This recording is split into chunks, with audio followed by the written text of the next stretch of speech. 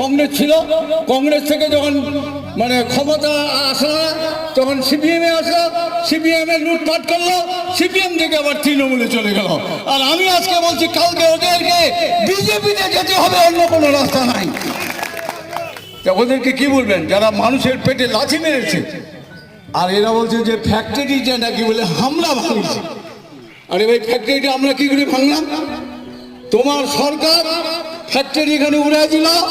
তোমার এমএলএ বলছে এলাও তোমরা ওই আকবরের স্মৃতিটা রাখিছেন, বামফ্রন্টের স্মৃতিটা রাখিছেন, ভাঙবে দিয়ে আবার এমনি সত্যটা মিথ্যা।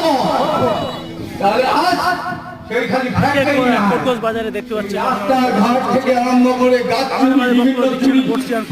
জোটের কনভেনার মকলেশ্বর পঞ্চায়েত ভোট, গত পঞ্চায়েতে আমরা ভোট দিয়ে পারিনি, সাধারণ প্রতিনিধি যে ভোট দিয়ে পারিনি।